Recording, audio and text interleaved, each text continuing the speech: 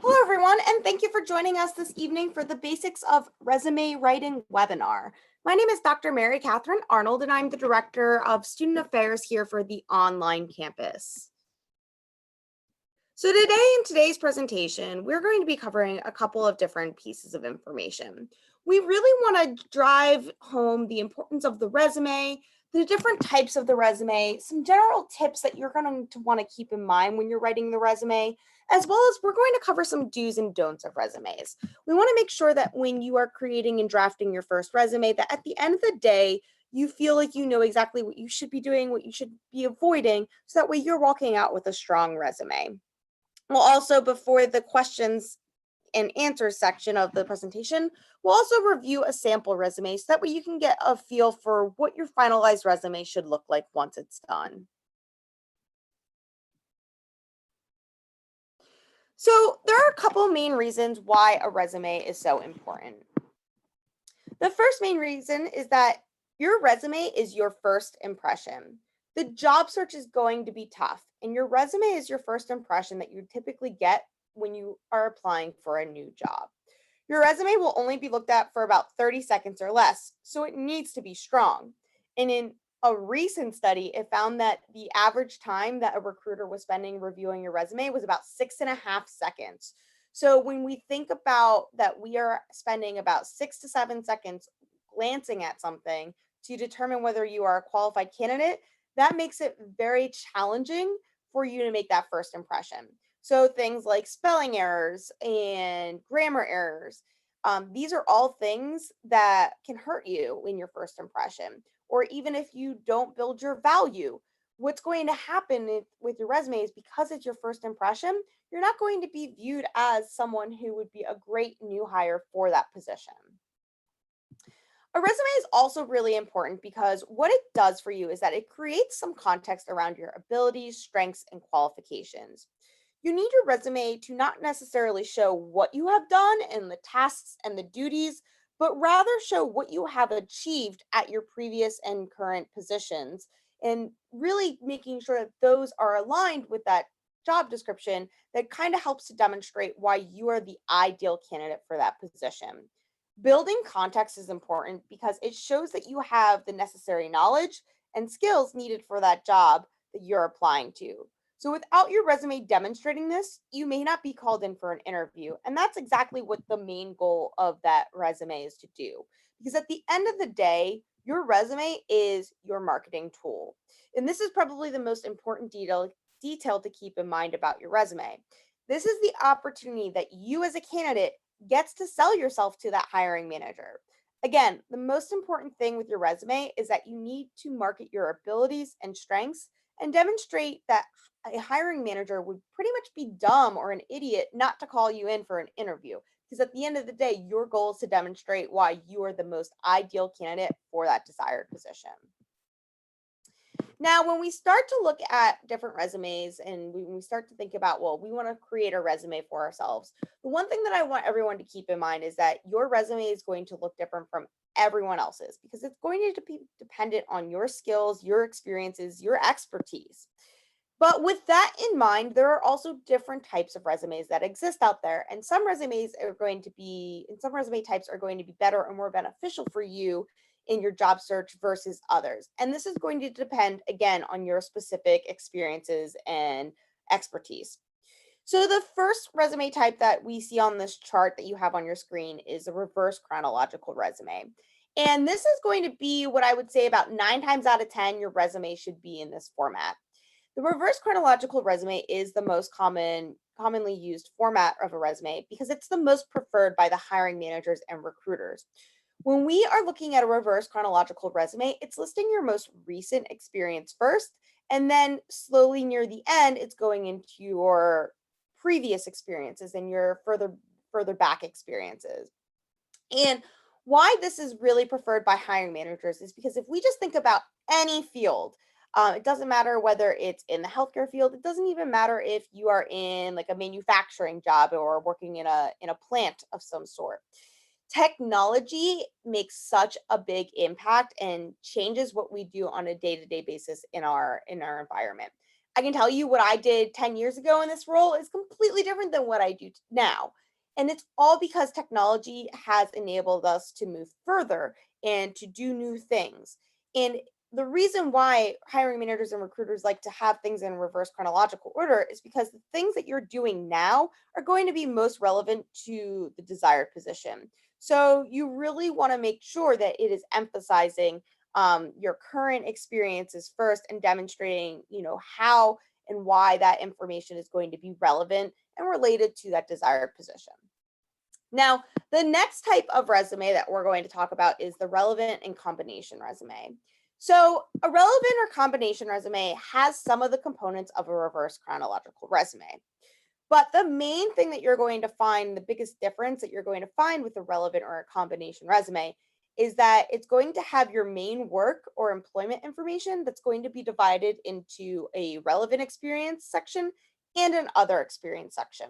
So when you're sitting out there and you're thinking, well, I don't know which one I should be using, the best way to kind of determine whether you're going to use a reverse chronological or a relevant or combination resume is to think about your previous experience. If you've had prior experience in the field that you're looking to go back to, and maybe it was 2 or 3 jobs ago, then you probably want to do a relevant or combination resume because you're going to put your relevant experience and you're going to bring that job up to the top. And then you're going to go into your other experience where all of your other experience is going to be listed in that reverse chronological resume. The goal, or in that reverse chronological order, the goal of a relevant or combination resume is really just used to showcase those most relevant pieces first, but also demonstrate that you're employable. Because at the end of the day, a hiring manager and recruiters, they tend to go more to individuals who are currently employed versus those who are not working. So some being able to showcase that you've been able to hold a job pretty consistently and pretty steadily is going to help you in that job search process. So that's really why we're going to use a relevant or combination resume because we still want to emphasize, look, I have the knowledge that you're looking for and I want to definitely make sure that you see that first, but I also want to make sure that you see that I am employable, that I'm not a job jumper and that I believe in staying with one employer for a decent amount of time. Now, after your relevant or combination resume, you'll also get down into the functional resume.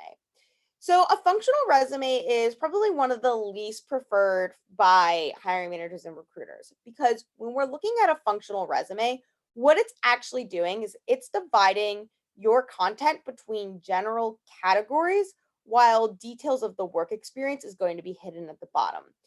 Now, if you happen to be a job jumper, maybe you have a large gap of employment on your resume that you're trying to kind of hide because you had relevant experience before and you want to emphasize it. For these types of situations, that's when you're going to use a functional resume because let's say we've worked in the areas of marketing, finance, and customer service. Those are all the sub areas that we're going to put where we would typically put our types of jobs. But if we've only done those 3 jobs over the last 15 years and we have major gaps between each of those jobs, we want to hide it at the bottom. I will not be going through and you will not see an example of either the relevant or combination resume or the functional resume in tonight's presentation. But if you do happen to need, if this sounds like a scenario where you fall under and you need that example or you want something to reference because that's the way you would like to build your resume, at the end of the presentation, you're going to see my contact information. So please feel free to reach out to me, give me a call, send me an email, whatever is easiest for you so that I can make sure that you're getting that information so that way you know kind of how to really build that more in detail. Now, the last type of resume that you're going to see on this chart is your federal resume. So federal resumes are very, very similar to a reverse chronological resume. The main difference is that you're going to use these specifically when you're applying to a government or federal job. The reason why federal resume kind of gets its own category is because when you are writing up a federal resume, they want you to include more specifics about your history, including your company, salary, hiring manager of employers, and they want you to put employer information as far as their geographic location, their full address, phone numbers if they can contact the hiring manager. So there's a lot of different components that a federal resume wants to see and will require from you. So that's the other thing to keep in mind, just because there is that difference between it. When we're talking about length, your federal resume is going to be a little bit longer because of all these details. But at the end of the day, you're listing everything in that reverse chronological order. So where you're listing, your most current employment first, to the one that you held before that, and all the way down to your least. But regardless of which resume you feel would be best for you, there are some general tips and components that I want you to keep in mind when we start creating and drafting that resume. So first off, a resume is a 1 to 2 page overview of your skills, experience, knowledge, and abilities.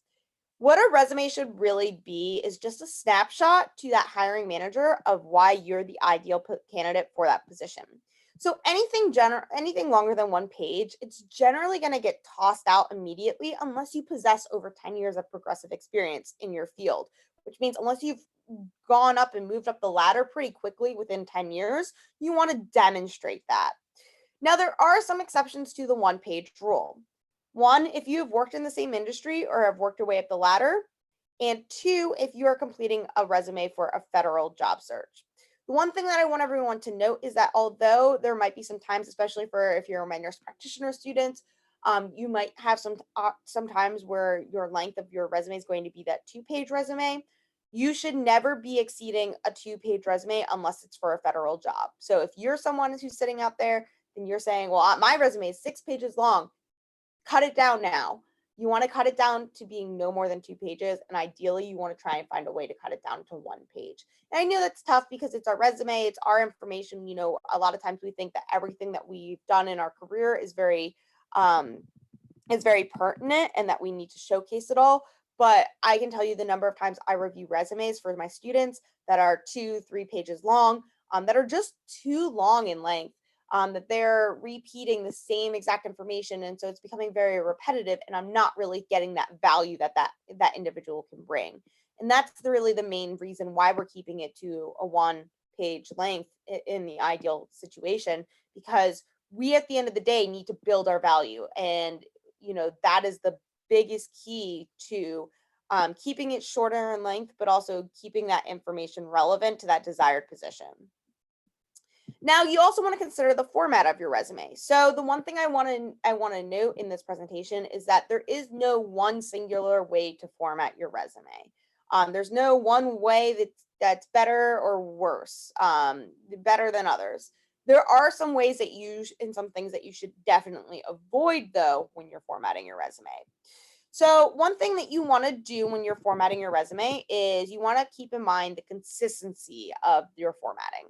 So when I'm talking about consistency, I mean, however you list your dates in one section, you want them to be the exact same in other sections.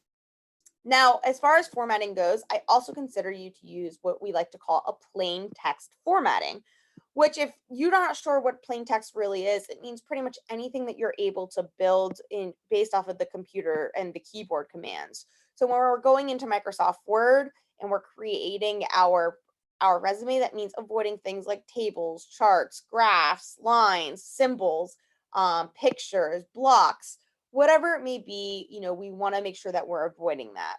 Same thing goes with colors. We want to just stick with the grayscale when we're talking about our resumes. So no colors. I know that sometimes, you'll see some different research out there that says colors help to pop to the hiring manager or to the recruiter, and it attracts the attention of them. But the bad thing about colors is that there are a lot of people who still have the old school mentality that colors mean that you're unprofessional. So if you're going to use colors, use them very sparingly. But what I encourage instead is using a grayscale. A grayscale is still going to allow you to get that depth that you're looking for to also attract the attention of the hiring manager to different components of your resume without necessarily being distracting or being viewed as unprofessional. Now, when we're talking about this plain text formatting and these simple formattings, the reason why we want to, at the end of the day, keep a very simple formatting is because about 9 times out of 10, your resume is going to be uploaded into what we call is an applicant tracking system, or an ATS. And that applicant tracking system, or that ATS, scans your resume for keywords and key phrases. Well, here's the thing. Yes, technology has come a very long way, and ATSs are not as particular as they used to be. But at the end of the day, an ATS costs a company a lot of money. And at the end of the day, if the company does not have the money to upgrade their their ATSs, or get them up to, or get the newest version that's able to read past these fancy formatting, you're risking either your resume not being uploaded correctly, or you're risking the fact that the ATS might not be able to read the content that's either in those boxes or throughout those lines, or they're going to see a bunch of coding that it took to build those boxes, those lines, and it's going to make it appear on their end that you might have some grammar or spelling errors because of that coding function. So those are the things that you want to keep in mind when we're talking about formatting. Now, another thing to think about, so your format also kind of goes into the type of font that we're using. Fonts are very important on resumes. Again, I told you that statistic about 6.5 seconds to 7 seconds that a hiring manager is choosing to read your resume. That is not much time at all. So we really want to make sure that the font that we choose to use is going to be easy to read. And it's also going to be of not only the style is going to be easy to read, but the font size is going to be easy to read. So the font size is going to depend on the font style that you use, but a general rule of thumb is that you never want to go below a 10-point font, and you never want to go above a 12-point font. Now, keep in mind some great fonts that you want to use are your serif fonts. So serif fonts are fonts that have tails at the end of your letters. These are going to be things like your Times New Roman, your Arial, your Garamond. Again, you want to find the balance between your content, white space, and then you also want to find the balance for how it looks like on the paper. What I always encourage my students to do is, after you've created your resume, print it out. Print it out for yourself to actually see off of that computer screen. Does it look like it's easy to read? Because you also need to keep in mind that with the font is that, yes, sometimes the hiring managers or the recruiters might be reading it on the screen, but a lot of times when you're walking into that interview, that's going to be one of the first time that the hiring manager is actually seeing and reading your resume. So you need it to be very easy for them to read during that interview as well. Now, we also want to make sure that we're using bullet points throughout our resume. Bullet points are really important to consider because they help to keep our content very short and concise and succinct. And we want to make sure that our content is succinct because, again, that hiring manager isn't spending a ton of time reading our resume. So when we're talking about ways that we can keep it succinct, ways that we can keep all of the content concise for the individuals to be able to read, bullet points are going to help to do this.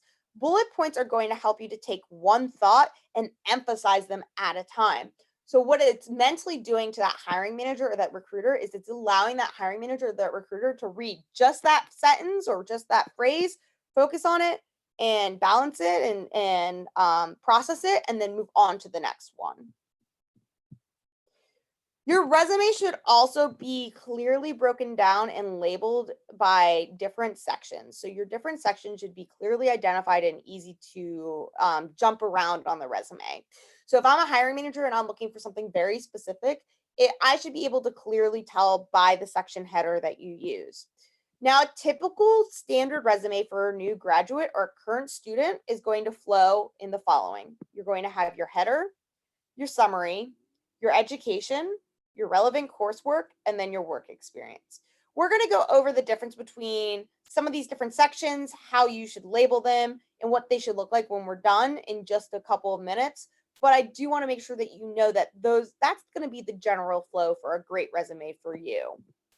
Now, another big tip to remember is before you submit your resume, you always want to review it, proofread it, and make sure that there are no spelling or grammar errors. This is really important because your resume is showing and demonstrating a sense of professionalism, and it shows that you're taking that job search seriously.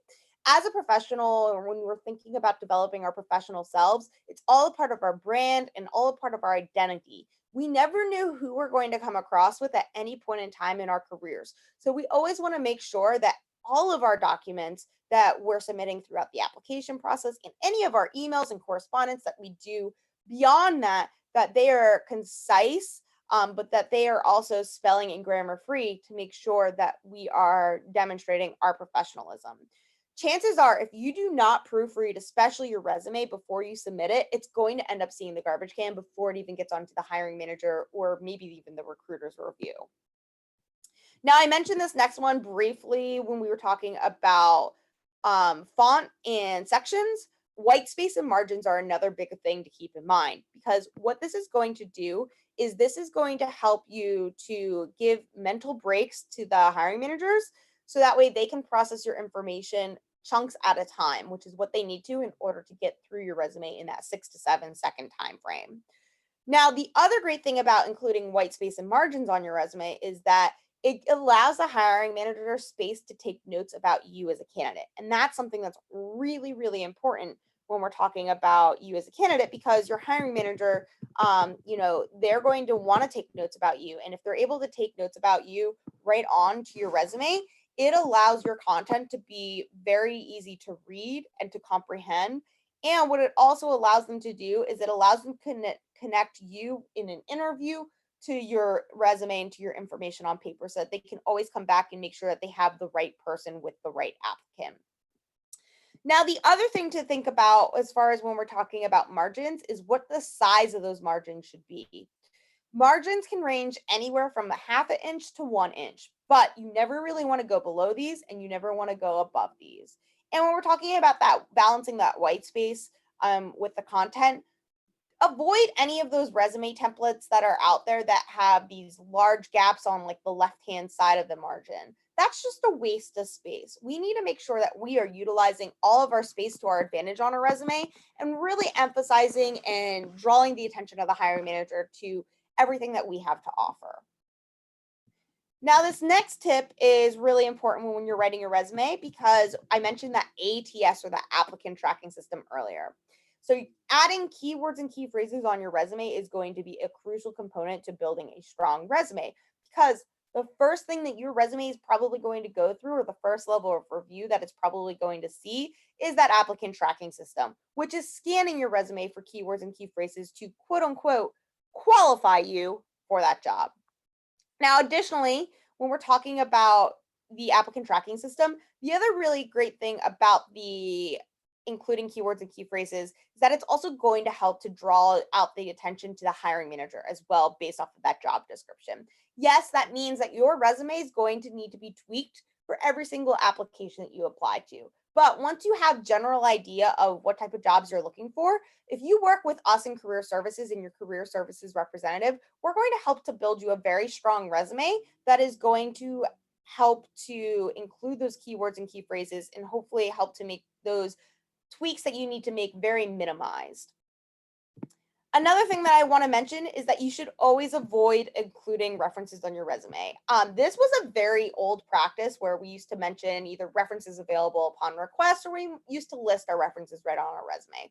But here's the thing. Remember when I was telling you that a hiring manager is going to take 6 to 7 seconds to review your resume, and it should only be 1 page in length, and it should be relevant to that desired position? When we're keeping all of those different components in mind, it's extremely important to recognize, because that we don't want to waste our space with the use of our references on here. Your resume, when we're doing that, we're detracting about all that information that we could include that demonstrates to the hiring manager why we should be hired.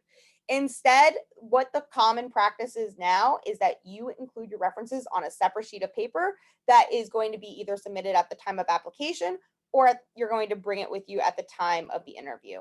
Make sure, again, whenever you are creating your references, though, that it is consistently formatted with your resume. I'm sorry, it's consistently formatted with your resume, and it's consistently formatted with your cover letter. And that brings me to this next bullet point, which you should always pair your resume with a cover letter. Having a cover letter is just as important as having a resume, because it allows you to go into more detail about why you're the ideal candidate for that desired position.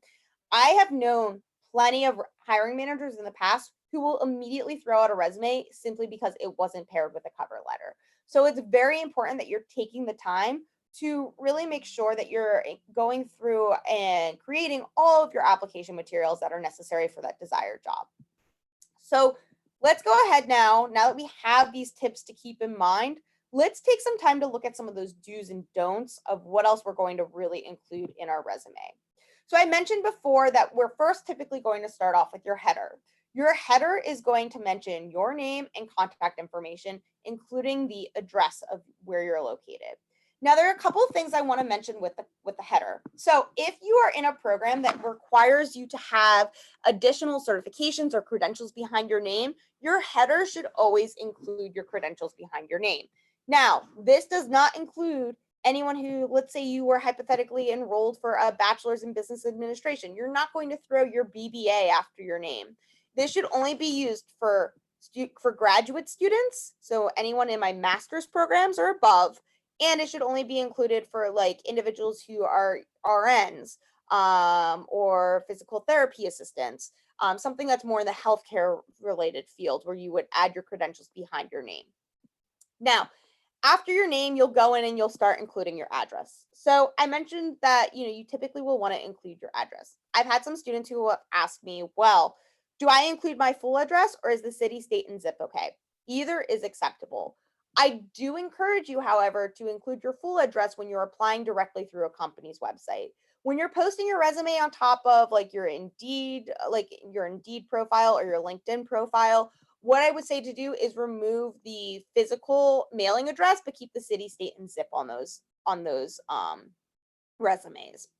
Now, the other question that I've had for my students, well, what happens if I want to relocate? At that point in time, I would suggest to remove that address altogether, depending on where you're talking about relocating. So if you're located in Florida and you're looking to relocate to California, remove that address altogether if possible, because we want to make sure that recruiters are not utilizing that as a way to kind of almost discriminate against us as a potential candidate. You also want to make sure that you're including your primary phone number after your address. Since you only want to add one number, you want to make sure that you have a professional sounding voicemail set up for that number. It can either be a voice recording of you saying you've reached hello, thank you for your call, you've reached the phone of Mary Catherine Arnold. Unfortunately, I'm unable to come to the phone at this point in time. Please leave me a detailed message and I will return your call as soon as possible. That's perfectly acceptable. Or you can even use one of those computer generated emails that say, hello, you've reached 12345678990. Either of those types of recordings is very acceptable. You just want to make sure that it's professional. When we're talking about professionalism, we're talking about you should not include your children saying anything on your voicemail. You should not have any scriptures or anything overly political or religious in your voice messages. It should simply be who you are and how you're going to return their phone call. The other thing to think about, so I mentioned only one phone number. Here's the thing about recruiters, guys. They don't have time to chase you down. They don't have time to call a bunch of different numbers. You include only one number because you're going to include that main number that you plan on using for your job search. If you are using a landline where other individuals might have access to answering, then you want to make sure that you have trained all those individuals who might answer that phone how to take a message for you and how to speak professionally to those hiring managers or those recruiters. And then when we're talking about professionalism in our header, the last major thing that you want to think about is that email address. Do not use a email address, something like toocoolforschool@yahoo.com. That is unprofessional. A professional email address will typically be your first name, last name, at wherever it may be. So you want to make sure that you are keeping it very professional. Now, when we're talking about email addresses, you can also use numbers behind your name. The one thing to keep in mind is avoid anything with the number of the year that you were born in, because this can be something that can be discriminatory. When I, as a hiring manager or recruiter, see that I can tell what year you were born in, I might already have a predisposition to whether I want to hire you or not. Yes, it is illegal for them to do so, but it's very hard for them to prove that that is why they're discriminating against you. So keep these things in mind when you're moving forward and you are deciding what contact information you're going to include on your header and how you're going to have it placed. So I want to, at this point in time, talk about the next section that I talked about, which is going to typically be a summary. There are 3 different titles that you can utilize to create this next section. You can either do an objective, a background summary, or a professional summary. If you do not have any relevant experience, you are going to be, and you're looking to obtain your first job ever, you're going to want to use an objective. As you can see, an objective is a single statement that essentially states what position you want. A background summary is going to be for someone who has a couple years of experience in either that field or a related field. This typically is any experience that is going to be about 5 years or less. When we're talking about what a background summary is, it is an overview of the skills necessary for the position that you possess, as well as an overview of the experiences that qualify you for that desired position. So it's going to be a fragmented statement, but it's only going to be about maybe 3 to 5, 3 to 6 statements. Generally speaking, when we're talking about the length, when we're talking about anything with the summary, it's going to end up being, as far as when we're typing it out on the screen, about 3 to 4 lines in length. And then your professional summary is very, very similar to your background summary, but it's going to be used for those individuals who we like to consider quote unquote professionals. So these are your individuals. If you have 5 years or more of experience in that field, you're going to want to use a professional summary. Concept, again, very similar to the background summary, but you're going to be able to cover a little bit more of the specifics about your accomplishments and your experiences, because your experiences are directly related and are directly in line and are what specifically qualify you for that higher level position at the level that you're going to be looking to apply to. So let's take a quick look at the do's and the don'ts of each of these 3 items. So looking at these objectives, we can see that they are very different. We have the top one, and then we have the bottom one. The first one is not a strong objective. The biggest thing that sticks out to me when I read to utilize my skills and experiences in a fast-paced environment, the biggest thing that sticks out to me is that it's extremely general and not specific enough to that desired position. Even if you have a resume set in stone that you like to use, you will want to tweak it for that desired position. It is important to make your resume specific to the desired position. Additionally, you will see that they use the word my, that pronoun my. Here's the thing about your resume. It's your resume. You need to avoid using any pronouns such as the I, me, my, etc. Since the resume is yours, it's already assumed that all of the content on your resume is about you. There's no need to list these pronouns. Keep in mind too, because we're talking about resumes being succinct, it's okay for them to have fragmented statements as long as those fragmented statements make sense to anyone who's reading that resume. Now, the second example that we see on the screen is a lot stronger. So the second example reads, to obtain an entry-level customer service representative role in an expanding organization that utilizes strong management and marketing skills. So one of the things that we're going to see about the second example that we like with the objective is that it states some of the skills that you already possess and that you're looking to utilize. So those skills are your time management and marketing. This statement also pulls out some characteristic of the company that the person is applying to. So it's stating that this company is an expanding organization. So this company is growing and it's growing fast. That's one thing that we're drawing specific to that company. In addition, when we're looking at this statement, the other thing that we're looking at is that it states the specific type of role that we're looking for. So we're looking for an entry-level position and one that we're ideally using those customer service or customer service type of role. So we're stating exactly what we're looking for in pretty much telling the hiring manager that we want to work at this company, and the reason why is that we want to utilize these skills. So as you can see, it's very detailed, it's very thorough. It really gives a full understanding to that hiring manager. Now, when we look at the background or professional summary, here are our 2 examples. So the first one reads, I am a dedicated, resourceful, hardworking individual seeking opportunities that utilize my 5 years in customer service. I have managed employees and customers while working in fast-paced environments. I have strengths in time management, resource management, conflict resolution, and problem solution.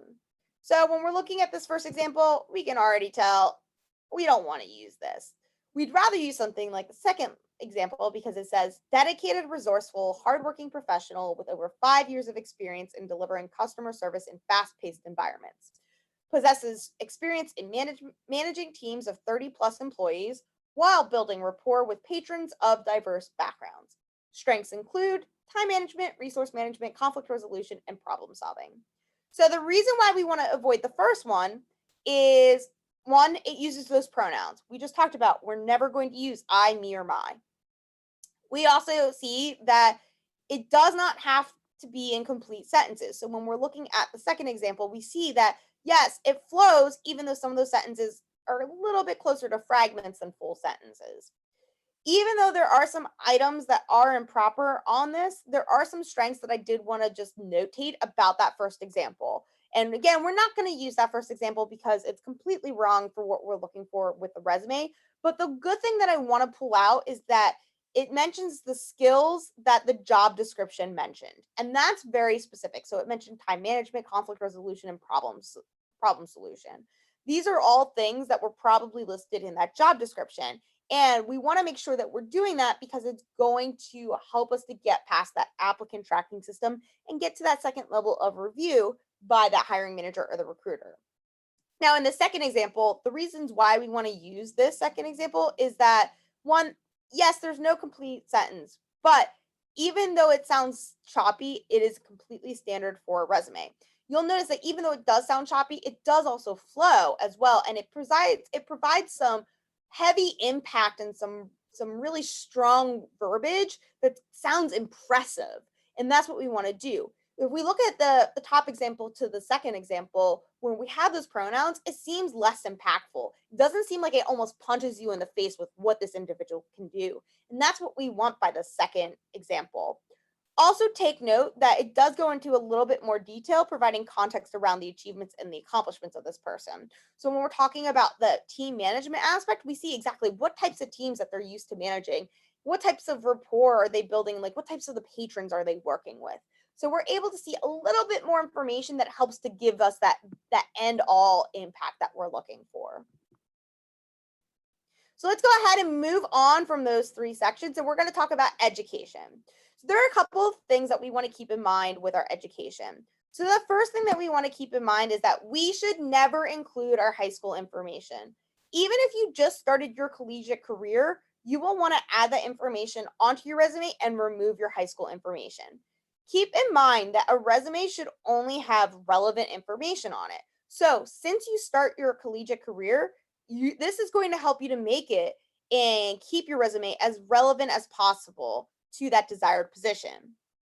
We also want to be sure to list everything in reverse chronological order. So that's another reason why this top example is just bad. When we're looking at it, we talked about reverse chronological resume is the most common resume. We always want to list our most current, most recent accomplishments and achievements first, leading down to our least. So immediately, even if this was an associate's degree instead of the high school information that was listed on here, we still should have our bachelor's degree listed above it. Now, we also want to maintain consistency with each education that you list. So however you list the content in the one, you're going to list the content in the other. So if we look at this first example, even if we were hypothetically keeping on the high school diploma, which again, we're not, you can see that there's no mention of what month they graduated with their high school diploma. And that's going to be something that's really important. When we're also talking about how we're listing our degrees on our resume, we want to make sure that we're listing the full formal name of that degree. If you are a health science student in pre-nursing, so you're in the associate's level, then you want to put Associate of Science in Health Science pre-nursing in parentheses. We always want to make sure that we're utilizing and that we're writing in the formal names because your resume is a formal work document. Your resume shows your professionalism, which anytime that we are professionals, we are always trying to be as formal as possible. I also mentioned this, well, I briefly mentioned this with how we didn't have the month in the end the year with the high school example, but we always also want to list the month and the year that you're graduating. If it is a future graduation date, then you just simply place the word anticipated in front of the month and the year. that's going to be enough to indicate to that hiring manager that you haven't quite finished it, but you're on target and you're scheduled to be finishing it soon. And then the other thing that we want to make sure that we're listing is that we're listing the full formal name of the school as well as the city and the state of the school. So you'll see that up in the top example, we didn't list where South College was located, and we needed to make sure that they know which campus we attended. If you attend the online campus, you want to make sure that you're providing that your campus location is Knoxville, Tennessee, because that is our home campus. So all of our online information is drawn directly and correlates with the content that the Knoxville campus gets in their online classes as well. So let's go ahead and jump into the professional experience and the work experience section. Before I go over how these should really look and appear, the one thing that I wanted to go over is the naming convention of each and when you should use the name either professional experience or work experience. So professional experience would be if you have worked in the field and all of your work experience that you're placing on your resume is directly relevant to that desired position that you're applying for. Work experience, on the other hand, should be used if you've worked in positions that aren't related. So for example, if your background is in retail or fast food experience and you're looking for a position in the accounting field, you're probably going to use the title work experience. But let's take a little bit closer look at these two examples. So the example on the left of our screen is a lot to digest. These here you're going to see a couple of different things that we want to make sure that we're avoiding on our resume. So the first thing that we want to make sure is we're looking at that formatting. The formatting does not match the formatting of the education section. So again, when we talked about the tips and tricks of building a strong resume, we mentioned that it's really important to remain consistent throughout every section on your resume. This shows that you're detail oriented and it helps to make your resume easy to read and comprehend. Again, hiring managers taking about 7 seconds to review your resume, they do not have time to try and figure out what you're trying to convey to them. They need to be able to read it, understand it, and move on to the next piece of your resume. You'll also see that there is no start date there's no start month in the start date. It's important to add both the month and year because a hiring manager will use this to identify any gaps in your employment. Even if you have gaps in your employment, guys, don't be afraid to still put the month and the year. Just be prepared to talk about in an interview why that gap of employment might exist. The other thing that you want to see is that in this first example, it lists everything in a paragraph. This is a big no-no for a resume. Paragraphs are too hard to read. Remember when we talked about those tips and tricks, we said use bullet points? This is the biggest section that we're going to really need to use our bullet points for. Hiring managers want to simply be able to break down the tasks and duties and see the value that you bring to the table for that position. There are also no numbers or figures, and that's something that's going to be huge. That's going to help you take your resume from an okay resume to a stellar resume. We need to be able to speak in what are either called SMART, so specific, measurable, actionable, timely, and measurable. I'm sorry, in timely, SMART in the SMART acronym, or we need to be able to talk about it in the CAR acronym, which is a challenge, action, and result. To help us identify and get those measurements, that's where these numbers and these figures are really going to come into play. Numbers and percentages and figures, they help us to tell a story to the hiring manager on the types of organizations we've worked in, whether those organizations were bigger or smaller. They help us to demonstrate the types of workloads that were placed on us. What are we used to being able to handle? And how is that, and how are our accomplishments and our achievements, how can these all help to impact the organization? They aren't really achievements when they are just listed as job duties like you're seeing on the left-hand side.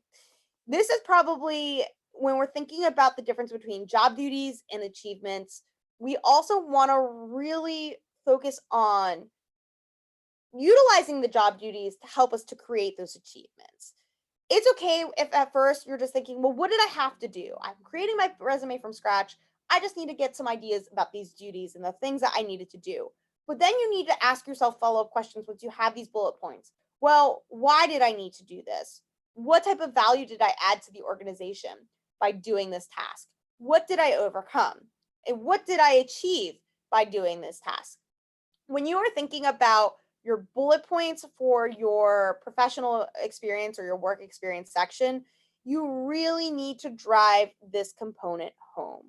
Your numbers and percentages, they help to build all that context that the hiring manager needs, and they help to make you just be viewed as a more impressive candidate because it shows that you are attentive to detail and that you are performance oriented and performance driven, which at the end of the day, yes, I want to hire someone who wants to achieve these goals, because if they achieve the goals that I place forward to them, then my department is going to do great, and it's going to make me look better by hiring someone who wants themselves to look better. It also shows your drive, your motivation, and a bunch of different components as well. Now, when we look at the example on the right, you're going to see a lot of those things that we just mentioned that was wrong with the example on the left. We're going to see them fixed and corrected on the right. So the first thing that I wanted to make note is that we see that the formatting is consistent with the education section. We see that it not only lists the organization's name, but the city and the state of where that organization is located. This is something that's really important to help the manager, because if they really like you, you can be sure that if they happen to know anyone who works in your company or has worked in your company, they're probably going to reach out to that individual just to see and find out a little bit more information about you and make sure that their impression is correct about you. Bullet points as well. So I mentioned this earlier, but clear and concise bullet points that build value as to the impact that you have had on an organization and what you can bring to the table. Remember, a hiring manager can always look up your job description, but they can't know what you bring to the table unless you tell them. Each one of these bullet points is its own thought, so it's not just this large clump of thoughts thrown together, but each one of them demonstrates a way that they can help and why they are the ideal candidate for that desired position. Try to include, what I always say is a good rule of thumb too, is try to include at least one number or percentage in every bullet point if possible, because again, it's really going to help you to drive that impact and build that context around what value you can add to the company. And then just explain more than just simply what you did. So again, it's with asking yourself those follow-up questions, that's really able to take it the next step further to explain what you had to do, what was important about what you had to do, and why and how it impacts that organization. So here is the final sample that I wanted to provide to everyone that we've worked on building throughout this presentation. The one thing that you will see is that I've added relevant coursework section to this sample resume for you. And the reason why I did this is because if you're finding that your resume doesn't really seem to really build through that entire first page, or you're feeling like, it doesn't really include enough keywords or key value or key phrases, or it's not really helping you to build the value of the extent of knowledge that you possess, the one thing that you can remember is that you've gathered a lot of relevant information from your courses here at South College. So we can see that Jane, she does have some work experience, but not a lot really applies to what she wants to do. So that's why we included it on Jane's resume.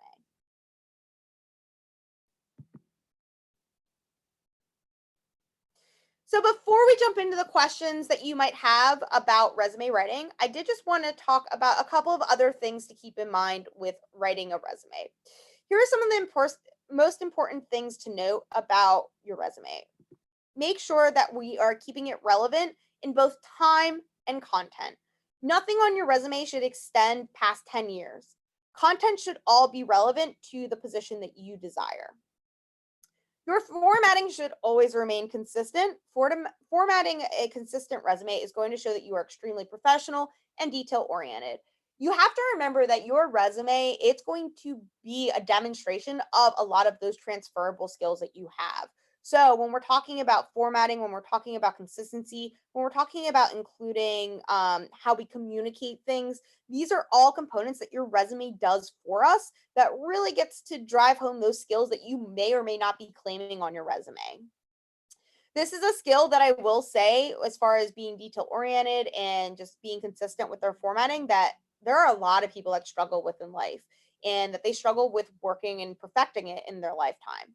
So having a clean and crisp resume with consistent formatting is just going to make that huge impression. If this is an area of struggle for you, Take some time after you've built the content to go back through and then focus on formatting, making sure everything is aligned where it needs to be aligned, making sure that there's no inconsistencies with whether it's boldface or italicized, or making sure that the indents are proper. You also want to make sure that, again, your resume is spelling and grammar free because it's that professional component. It shows that you've spent the time reviewing and perfecting your resume.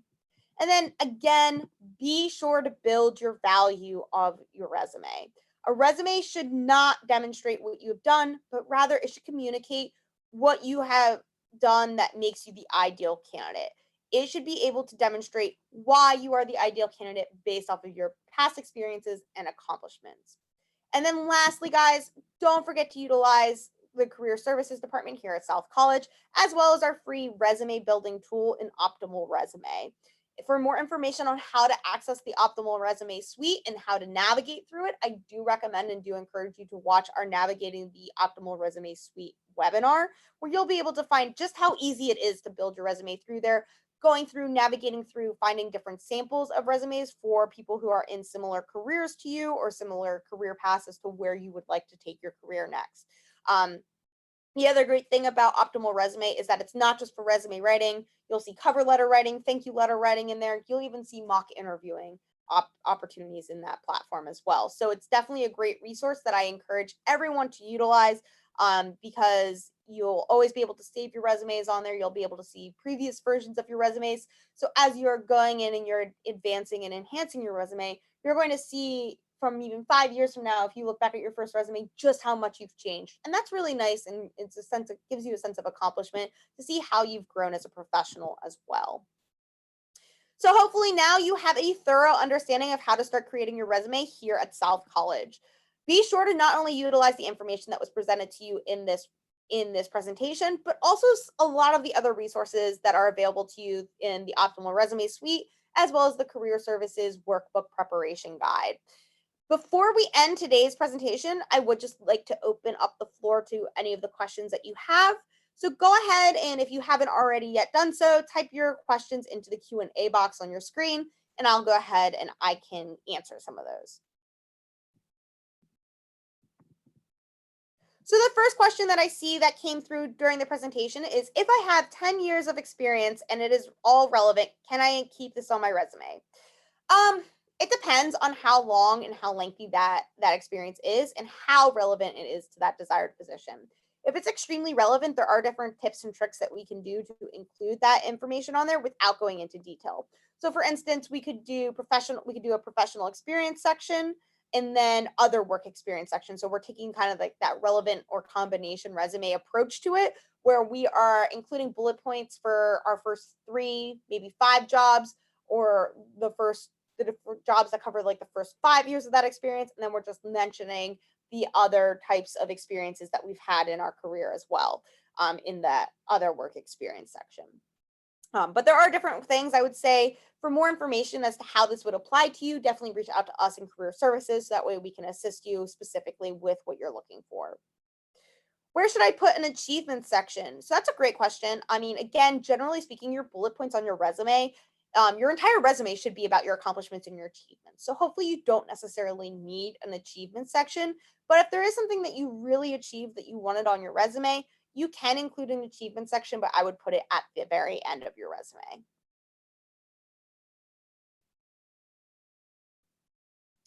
Next question is, how can I make my resume showcase the most relevant information if I haven't worked in that position for a couple of years? Again, this is where we're going to go and utilize a relevant or combination style resume. For more information on how to do that, my contact information is on your screen. Please give me a call, send me an email. I can give you additional information on how to build a relevant or combination resume, and where to get started with that. Oh, here's a great question. How do I phrase my resume to include enough keywords to get past the applicant tracking system? So you're going to want to utilize all of your sections on your resume to benefit you, with utilizing and implementing keywords and key phrases from the job description. One of the things that or a couple of different sections that you really want to utilize to your benefit would include your summary, because it's very easy to edit your summary and it won't take a lot of time for you to edit it. You also want you're either including a skill section or an areas of expertise on your resume where you can include some of those keywords and key phrases as well as those relevant coursework. Now, if you're having trouble about identifying what keywords or key phrases that applicant tracking system is going to utilize, there's a great free resource that's out there that I really encourage you to look at, which is called JobScan. When you go to JobScan, you can actually copy and paste that job description that you find, as well as your entire resume in it. And it's going to compare and contrast the words that you are utilizing and the words that are in the job description and tell you how close of a match that you're looking at. I would typically say if you're anything below a 50% match, one, you need to find ways to include more of those keywords or those key phrases. And for that, if you're still struggling with how to do that, reach back out to us in career services and we'll help you with that. But generally speaking, we would ideally like to get to that 80% mark if possible, because if we're about an 80% mark at the applicant tracking system level, we're almost guaranteed to go on to a recruiter or a hiring manager for additional review. All right, well, that looks like all the questions that we have this evening. I thank you all for attending today's session. I hope that you found all this information extremely beneficial. Should you happen to run into any additional questions or concerns, please do not hesitate to let me know. I provided my contact information on this slide for you. So again, reach out to me, reach out to your career services representative at your campus, and we're more than happy to help and guide you to those next steps. So thank you everyone for attending, and I hope you have a wonderful evening.